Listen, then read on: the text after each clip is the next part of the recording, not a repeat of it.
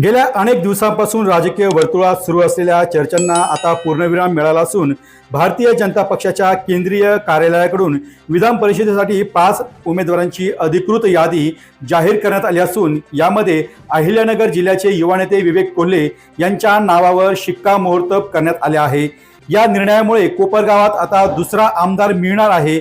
विवेक कोल्हे यांच्या नावावर शिक्कामोर्तब झाल्याने कोल्हे समर्थकांमध्ये उत्साहाचे वातावरण निर्माण झाले आहे।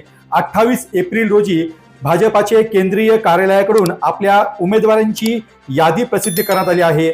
या यादीमध्ये 4थ्या क्रमांकावर विवेक कोल्हे यांचे नाव असून त्यांच्या सोबतच राज्यातील इतर अनुभवी नेत्यांनाही संधी देण्यात आली आहे। भाजपाच्या या निवडीतून आगामी निवडणुकीचे समीकरण आता अनुभवी व तरुण चेहऱ्यांचा समतोल साधण्याचा प्रयत्न दिसून येत आहे। जाहीर करण्यात आलेल्या यादीत पुढील प्रमाणे 5 नेत्यांची नावे आहे। सुनील विनायक कर्जतकर, श्रीमती माधवी नाईक, संजय नथुजी भेंडे, विवेक कोल्हे, प्रमोद शांताराम जठार अशी या प्रकारे नावे आहेत। विवेक कोल्हे यांनी गेल्या विधानसभा निवडणुकीमध्ये महायुतीचा धर्म पाळत पक्षश्रेष्ठींच्या विनंतीला मान देऊन निवडणूक न लढवण्याचा निर्णय घेतला होता। त्यानंतर त्यांना आता विधान परिषदेचा शब्द देण्यात आला होता। विवेक कोल्हे यांनी सहकारी क्षेत्र आणि युवकांच्या प्रश्नावर आक्रमकपणे काम केले आहे। विशेष म्हणजे नगर जिल्ह्यातील राजकीय समीकरणे पाहता पक्षाने त्यांच्यावर दाखवलेला हा विश्वास अत्यंत महत्त्वाचा मानला जात आहे। कोल्हे यांच्या उमेदवारीमुळे उत्तर नगर जिल्ह्यात भाजपाची ताकद आणखी वाढण्याची शक्यता वर्तवण्यात येत आहे।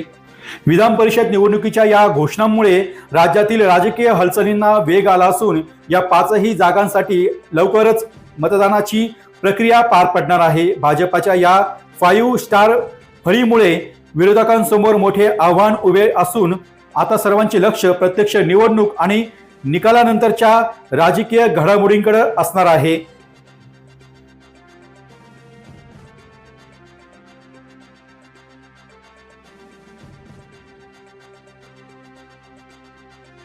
डी न्यूज वृत्तवाहिनी सामाजिक, शैक्षणिक, राजकीय, धार्मिक, सहकार, सांस्कृतिक, कृषी या सर्व चालू घडामोडींचा वेध घेणारी वृत्तवाहिनी।